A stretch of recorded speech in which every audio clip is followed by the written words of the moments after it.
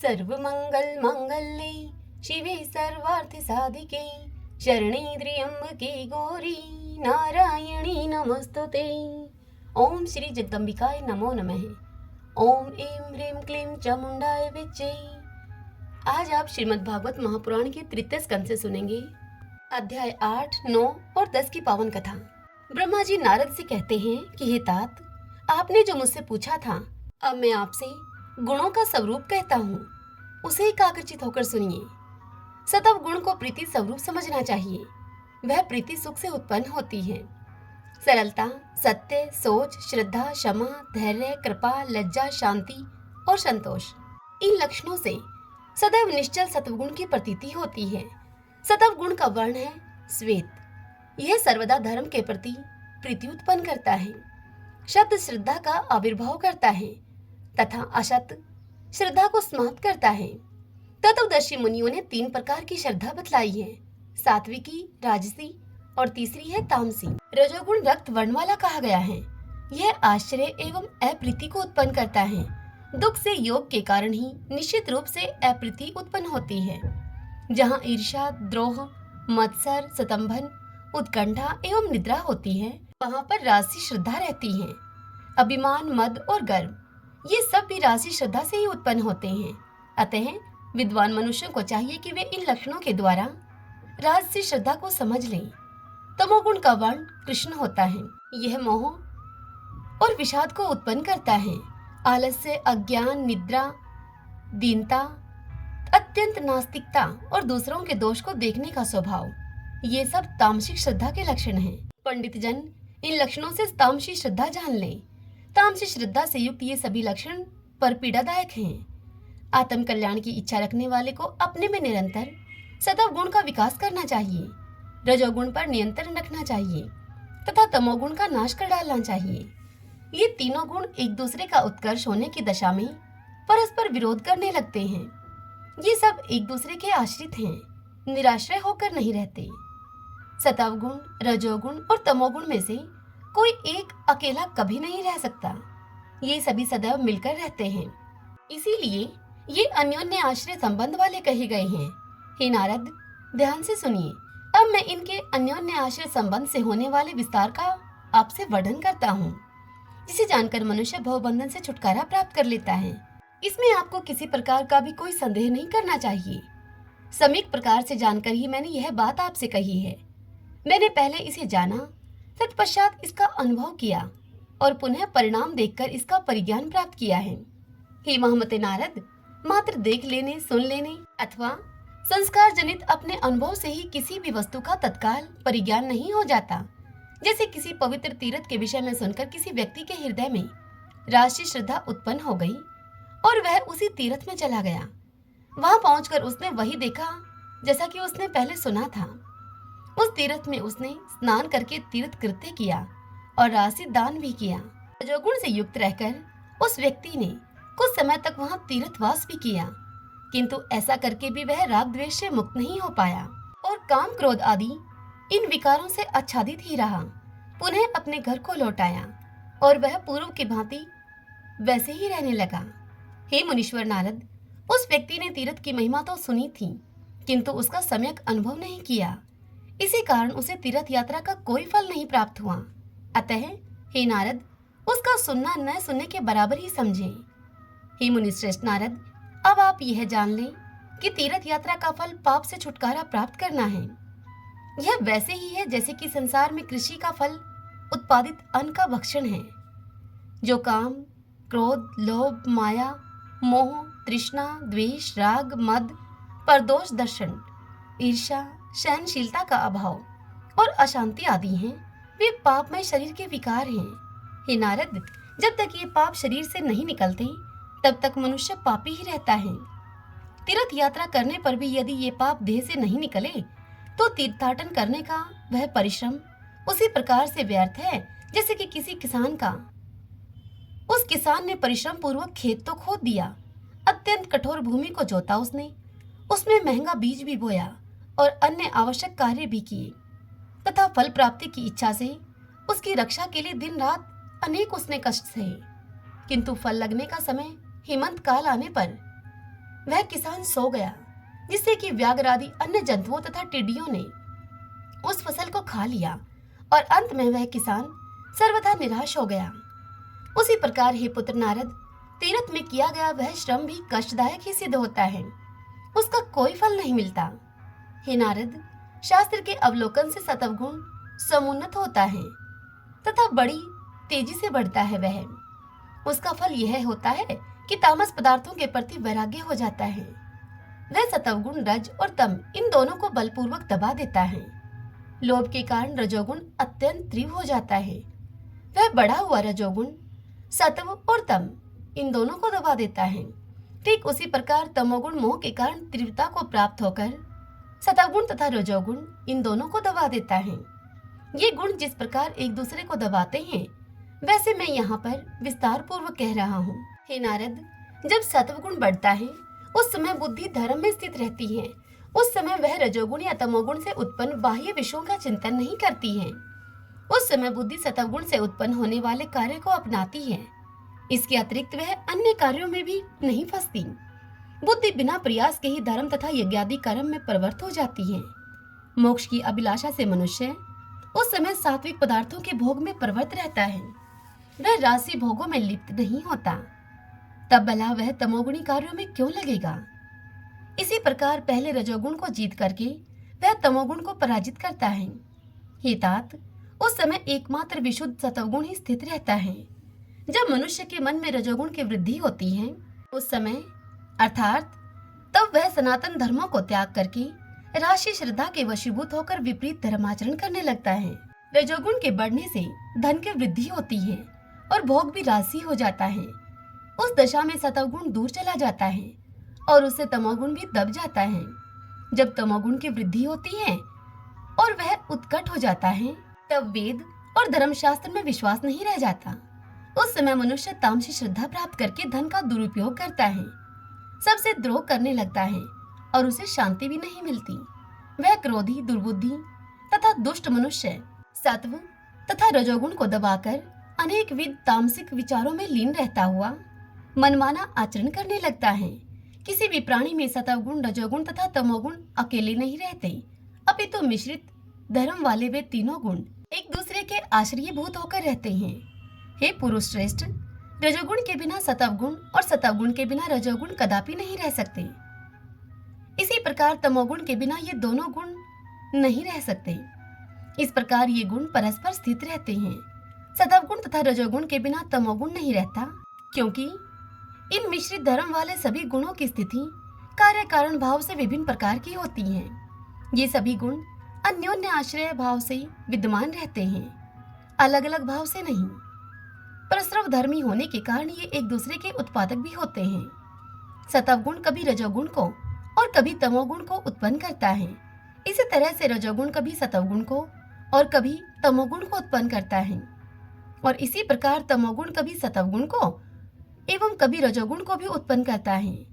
ये तीनों गुण आपस में एक दूसरे को उसी प्रकार से उत्पन्न कर देते हैं जैसे मिट्टी का लोंदा घड़े को उत्पन्न कर देता है।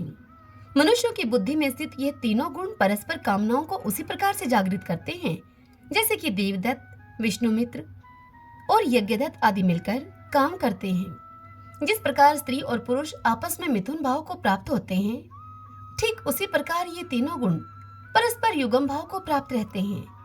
रजोगुण का युगम भाव होने पर सत्वगुण, सत्वगुण का युगम भाव होने पर रजोगुण और तमोगुण के युगम भाव से सत्वगुण और रजोगुण ये दोनों उत्पन्न होते हैं, ऐसा कहा गया है। इतनी बात बताकर वेदव्यास जी से नारद जी आगे बोले कि हे व्यास जी, इस प्रकार पिताजी ने तीनों गुणों के अति उत्तम स्वरूप का वर्णन किया मुझसे।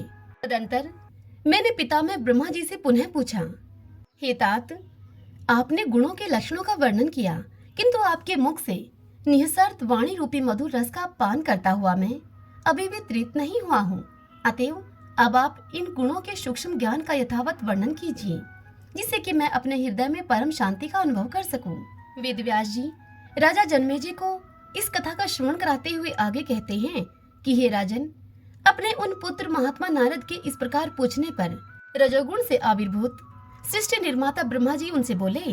ब्रह्मा जी ने नारद से कहा कि सुनिए, हे नारद, अब मैं गुणों का विस्तृत वर्णन करूंगा आपसे। यद्यपि मैं इस विषय में सम्यक ज्ञान नहीं रखता, फिर भी अपनी बुद्धि के अनुसार आपसे वर्णन कर रहा हूँ। केवल सत्व गुण कहीं भी परिलक्षित नहीं होता।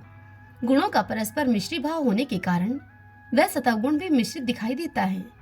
जिस प्रकार सब भूषणों से विभूषित तथा हाव भाव से युक्त कोई सुंदर स्त्री अपने पति को विशेष प्रिय होती है तथा माता पिता एवं बंधु बांधवों के उनके लिए भी प्रीतिकर होती है, किंतु वह स्त्री अपनी सोतों के मन में दुख और मोह को उत्पन्न करती है, इसी प्रकार सतोगुण के स्त्री भावपन होने पर रजोगुण और तमोगुण से मिलने पर भिन्न वृत्ति उत्पन्न होती है। ऐसे ही रजोगुण और तमोगुण के स्त्री भावपन होने पर एक दूसरे के परस्पर संयोग के कारण विपरीत भावना प्रतीत होती है। हे पुत्र नारद, यदि ये तीनों गुण परस्पर मिश्रित न होते, उनके स्वभाव में एक से ही प्रवृत्ति रहती, किंतु तीनों गुणों में मिश्रित होने के कारण इस कारण से ही विभिन्नताएं दिखाई देती हैं। जैसे कोई रूपवती स्त्री यौवन, लज्जा, माधुरी तथा विनय से युक्त हो, साथ ही वह धर्मशास्त्र के अनुकूल हो और काम शास्त्र को भी जानने वाली हो, तो वह अपने पति के लिए प्रीतिकर होती है, किंतु सौतनों के लिए कष्ट देने वाली होती है। सौतनों के लिए मोह और दुख देने वाली होने पर भी कुछ लोगों के द्वारा वह सतवगुणी कही जाती है, और सतवगुण के अनेक शुभ कार्य करने पर भी वह सौतनों को विपरीत भाव वाली प्रतीत होती है। जैसे राजा की सेना चोरों से पीड़ित सज्जनों के लिए सुख देने वाली होती है, किंतु वही सेना चोरों के लिए दुखदायिनी, मूढ़ और गुणहीन होती है। इससे यह प्रकट होता है कि स्वाभाविक गुण भी विपरीत लक्षणों वाले दिख पड़ते हैं। जैसे कि किसी दिन जब चारों ओर काले काले मेघ घिराए हों, बिजली चमक रही हो, मेघ गरज रहे हों, अंधकार से आच्छादित होकर और घनघोर वर्षा के कारण सूखी भूमि सींच रही हो, तब भी लोग उसे तमो रूप गाढ़ा अंधकार से व्याप्त दुर्दिन नाम से ही पुकारते हैं। एक और वही दुर्दिन किसानों को खेत जोतने और बीज बोने की सुविधा देने के लिए उस सुविधा को देने के कारण सुखदायी प्रतीत होता है, किंतु दूसरी ओर वही दुर्दिन उन अभागे ग्रस्तों के लिए दुखदायी हो जाता है जिनके घर अभी छाए नहीं जा सके हैं, जिनके घर में अभी मजबूत छत नहीं पड़ी है, जो तृण काष्ठ आदि के संग्रह में व्यस्त हैं। साथ ही वही दुर्दिन उन स्त्रियों के हृदय में शोक उत्पन्न करता है जिनके पति परदेश गए हों। उसी प्रकार ये सतावादी गुण अपनी स्वाभाविक परिस्थिति में रहते हुए भी अन्य गुणों से मिलने पर विपरीत दृष्टिगोचर होते हैं। हे पुत्र नारद, अब मैं उन गुणों के लक्षण पुनः बता रहा हूँ, ध्यान देकर सुनो। सतव गुण सूक्ष्म, प्रकाशक, स्वच्छ, निर्मल एवं व्यापक होता है। जब मानव के संपूर्ण अंग और नेत्र आदि इंद्रियां हल्के हों, मन निर्मल हो तथा वह उन राजस एवं तामस विषयों को न ग्रहण करता हो, तब यह समझ लेना चाहिए कि सतव गुण अब शरीर में प्रधान रूप से विद्यमान है। तदंतर जब जिस किसी की देह में रजोगुण प्रधान रूप से विद्यमान रहता है, तब यह बार बार जमाई, स्तंभन, तंद्रा और चंचलता उत्पन्न करता है। इसी प्रकार जब अत्यंत कलह करने का मन चाहता हो, अन्यत्र जाने की इच्छा हो, चित्त चंचल हो और वाद विवाद में उलझने की प्रवृत्ति हो, मन में काम भावना का गहरा पर्दा पड़ जाए, तब यह समझ लेना चाहिए कि शरीर में तमोगुण की प्रधानता है। उस समय शरीर के अंग भारी हो जाते हैं, इंद्रियां तामसिक भावों के वशीभूत रहती हैं, चित्त विमूढ़ रहता है और वह निद्रा की इच्छा नहीं करता। हे पुत्र नारद, इस प्रकार से सभी गुणों के लक्षण समझ लेने चाहिए। यह सुनकर नारद जी बोले पितामह ब्रह्मा जी से कि हे पितामह, आपने तीनों गुणों को भिन्न भिन्न लक्षणों वाला बतलाया, तो फिर ये एक स्थान में होकर निरंतर कार्य कैसे करते हैं? विपरीत होते हुए भी शत्रु रूप ये गुण एकत्र होकर परस्पर मिल करके जिस प्रकार ये कार्य करते हैं, यह मुझे बताइए। तब ब्रह्मा जी बोले कि हे पुत्र सुनो, मैं तुम्हें बताता हूँ। उन तीनों गुणों का स्वभाव दीपक के समान है। जैसे दीपक में तेल, बत्ती और अग्निशिखा तीनों परस्पर विरोधी धर्म वाले हैं, परंतु तीनों के सहयोग से ही दीपक वस्तुओं आदि का दर्शन कराता है। यद्यपि आग के साथ मिला हुआ तेल आग का विरोधी है और तेल बत्ती तथा अग्नि का विरोधी है, फिर भी वे एकत्र होकर वस्तुओं का दर्शन कराते हैं। यह सुनकर नारद बोले कि हे सत्यवती सुत व्यास जी, ये सतावादी तीनों गुण भी प्रकृति से उत्पन्न कहे गए हैं और ये जगत के कारण हैं, जैसा कि मैंने पहले भी सुना है। राजा जन्मेजय को इतनी बात बताकर व्यास जी उनसे आगे बोले कि हे राजन, इस प्रकार नारद जी ने विस्तार पूर्वक गुणों के लक्षण और उनके विभागों के सहित कार्यों को भी मुझे विस्तार पूर्वक बतलाया और मुझसे नारद जी ने कहा कि सर्वदा उन्हीं परम शक्ति की आराधना करनी चाहिए जिनसे यह समस्त संसार व्याप्त है। वे भगवती कार्य भेद से सगुणा और निर्गुणा दोनों हैं। वह परम पुरुष तो अकर्ता, पूर्ण, निष्प्रय तथा परम अविनाशी है। ये महामाया ही सत और असत रूप जगत की रचना करती है।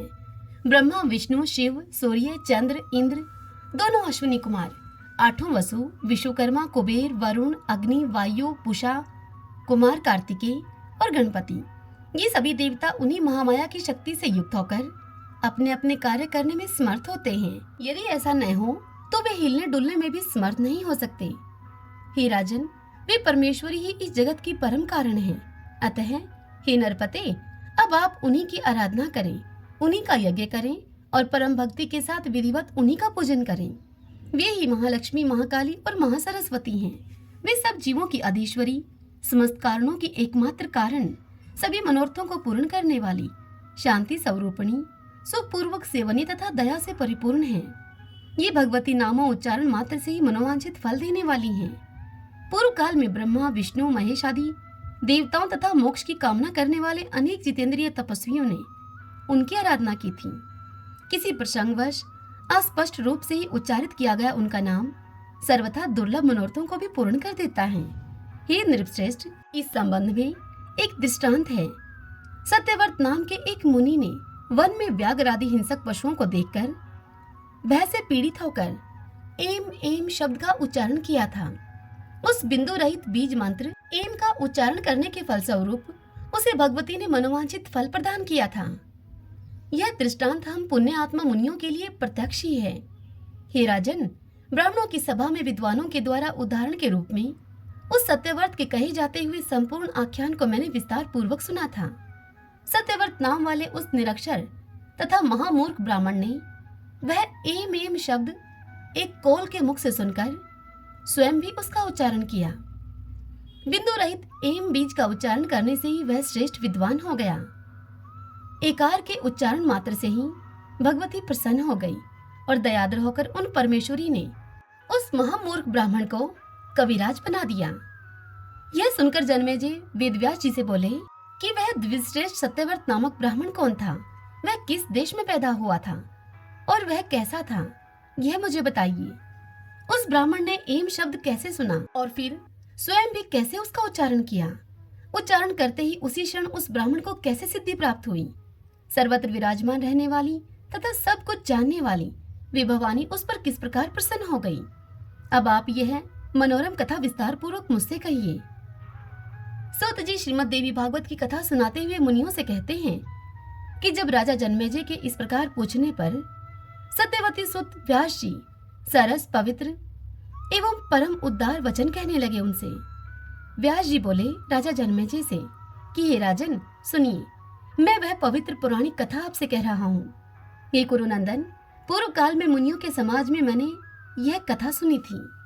हे कुरुश्रेष्ठ, एक बार तीर्थाटन करता हुआ मैं मुनियों के द्वारा सेवित पवित्र क्षेत्र नैमिषारण्य में जा पहुंचा। वहां सभी मुनियों को प्रणाम करके मैं एक उत्तम आश्रम में ठहर गया। यहाँ पर ब्रह्मा के पुत्र महावर्ती एवं जीवन मुक्त मुनि निवास कर रहे थे। उस ब्राह्मण समाज में कथा का ही प्रसंग चल रहा था। सभा में उपस्थित महर्षि जमदग्नि ने सभी मुनियों से यह पूछा। जमदग्नि मुनियों से बोले कि हे महाभाग तपस्वियों, मेरे मन में एक शंका है। निश्चय ही इस मुनि समाज में मैं शंका रहित हो जाऊंगा, ऐसा मेरा विश्वास है। ब्रह्मा, विष्णु, रुद्र, इंद्र, वरुण, अग्नि, कुबेर, वायु, विश्वकर्मा, कार्तिकेय, गणेश, सूर्य, दोनों अश्विनी कुमार, भग, पुषा, चंद्रमा और सभी ग्रह, इन सब में सबसे अधिक आराधनीय तथा अभिष्ट फल प्रदान करने वाला भला कौन है? उनमें कौन देवता सदा सेव्य और शीघ्र ही प्रसन्न होने वाला है? हे मानद, हे सर्वज्ञ, हे व्रतधारी मुनिगण, आप हमें शीघ्र बताइए। इस प्रकार जमदग्नि के प्रश्न करने पर लोमस ऋषि ने कहा कि हे जमदग्नि, आपने इस समय जो हमसे पूछा है उसे सुनिए। अपने कल्याण की इच्छा रखने वाले सभी लोगों के लिए वे एकमात्र महाशक्ति ही आराधनीय है।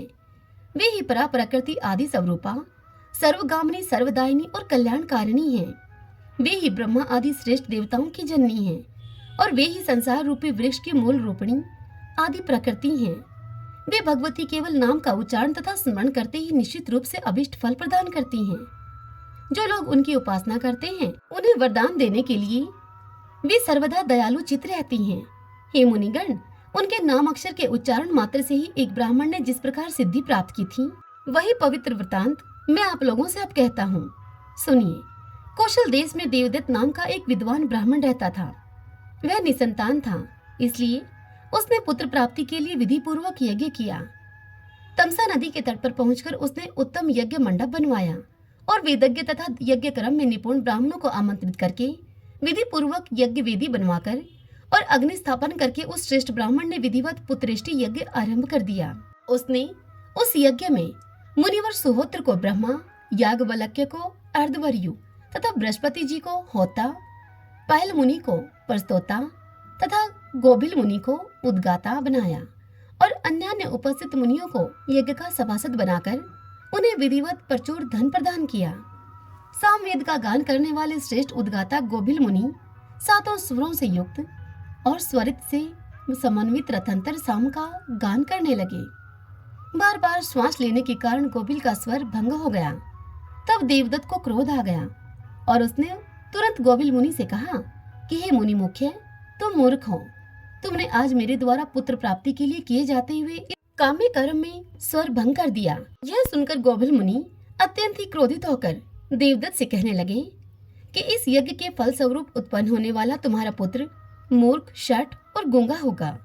हे महामते, सभी प्राणियों के शरीर में श्वास आता जाता रहता है, इसे रोक पाना कठिन है। अतः ऐसी स्थिति में स्वर भंग हो जाने पर मेरा कुछ भी दोष नहीं है।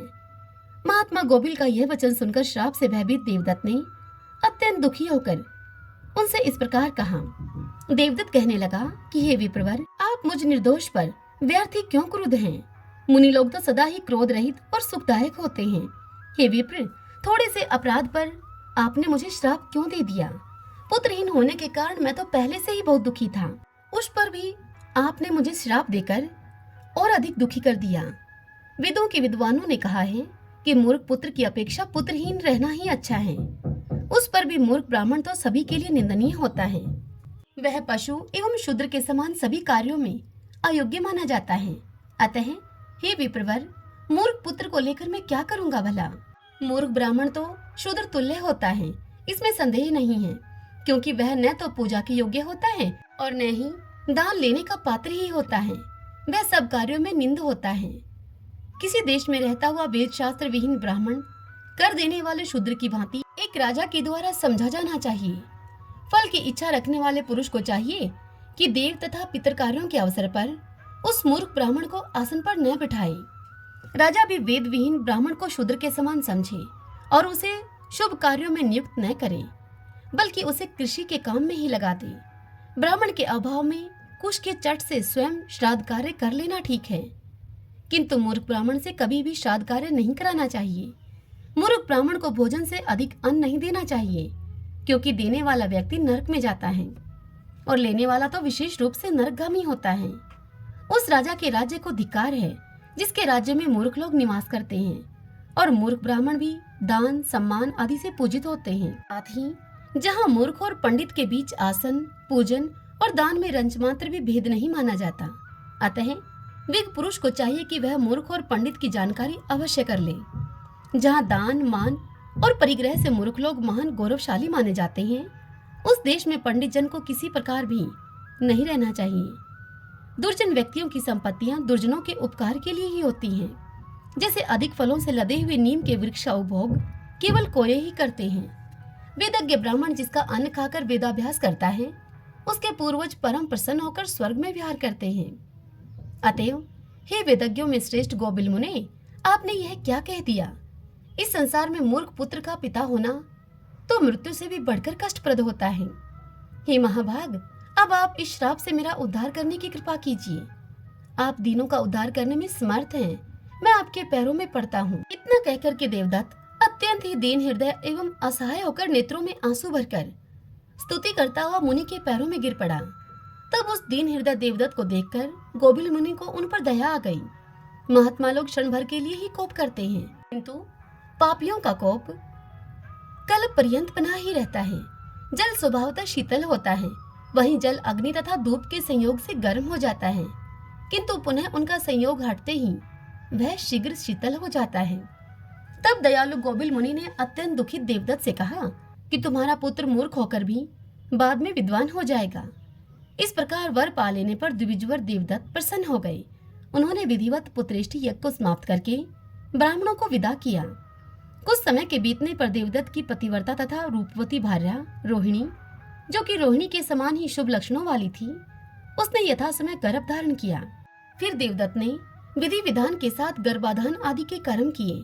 तत्पश्चात पुष्पवन, श्रृंगारकरण तथा सीमंतोन्नयन संस्कार वेद विधि के साथ संपन्न किए। उस समय अपने यज्ञ को सफल जानकर प्रसन्न मन से उन्होंने बहुत से दान दिए। रोहिणी नक्षत्र युक्त शुभ दिन में रोहिणी ने पुत्र को जन्म दिया। देवदत्त ने शुभ दिन और मुहूर्त में नवजात शिशु का जातकर्म संस्कार किया और पुत्र दर्शन करके यथा समय उसका नामकरण भी कर दिया। पूर्व बातों को जानने वाले देवदत्त ने अपने पुत्र का नाम उतथ्य रखा। 8वें वर्ष में शुभ योग तथा शुभ दिन में पिता देवदत्त ने अपने उस पुत्र का विधिवत उपनयन संस्कार संपन्न किया।